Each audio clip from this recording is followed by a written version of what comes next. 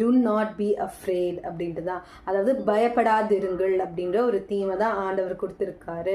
Okay, இந்த do not B afraid, fear not என்ற காரியம் பைபிளில் 365 டைம்ஸ் இருக்கான். ஓகே, 365 தடவை இந்த ஒரு வார்த்தை இருக்கா.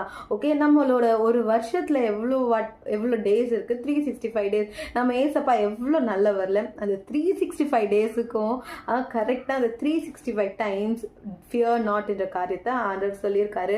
அப்போ ஒரு நாளும் நம்ம எதாவது குறித்து பயப்படும் போது நம்ம ஞாபகம் வச்சுக்க வேண்டியது, ஏசப்பா நம்மளை பார்த்து ஃபியர் நாட்ன்னு சொல்லியிருக்காருன்றதை நம்ம ஞாபகம் வச்சுக்கிட்டோம். பயப்படாதன்னு தேவன் நம்மளை பார்த்து சொல்லியிருக்கிறாரு. பயப்படாதன்னு அவர் நம்ம கூட தான் இருக்காருன்னு அர்த்தம். கரெக்டா? ஸோ இன்றைக்கு அந்த பார்ட் 1 என்ன நீங்க பார்த்தீங்கன்னா, இந்த டு நாட் பி அஃப்ரேட்ல no demon can stop your deliverance அப்படின்றது தான். எந்த ஒரு பிசாசுனாலையும் உங்களோட விடுதலையை தடை செய்ய முடியாது தான். ஸோ இன்றைக்கு கூட உங்களுக்கு தெரிஞ்சவங்களோ உங்கள் வீட்டிலையோ யாரா அந்த பிசாசின் அலக்கடிப்பில் இருந்தாருன்னா, you know what to do. ஏசப்பா கிட்ட போய் ஜெபிங்க. இயேசுவின் நாமத்தினால நீங்கள் இயேசுவின் நாமத்தினால விசுவாசத்தோடு நீங்க துரத்தலாம். உங்களுக்குள்ள பயம் தேவையில்லைங்க. விசுவாசம் இருக்கிற இடத்துல பயம் இருக்காது, பயம் இருக்கிற இடத்துல விசுவாசம் இருக்காது. ஸோ நம்மளுக்கு பயம் தேவையில்லை. நீங்க இயேசுவின் நாமத்தினால யாருக்கு அந்த பிசாசு பிடிச்சிருக்கோ, யாருக்கு அந்த அந்த பிசாசின் அழக்கடைப்புல இருக்கிறாங்களோ, இயேசுவோட நாமத்தை தரித்து கொண்டு நீங்க போய் இயேசுவின் நாமத்தினால ஜெபிங்க.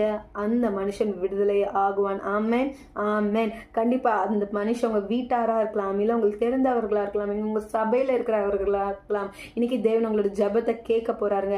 இயேசுவின் நாமத்தினால நீங்க சொல்லும் போது அந்த பிசாசு அவங்களை விட்டு வெளியே போகதான் போகுது. ஆமே, எஸ், நானா என்னால பண்ண முடியும் அப்படின்னு நீங்க நினைச்சீங்கன்னா, ஏசப்பா இதே புது ஏற்பாடுல தான் நம்ம பார்க்கிறோம். சீஷர்களுக்கு அவர் அதிகாரத்தை கொடுக்கிறார்ல, அதாவது தேள்களையும் பாம்புகளையும் மிதிக்கிறதுக்கு நான் உங்களுக்கு அதிகாரத்தை கொடுக்கிறேன்னு.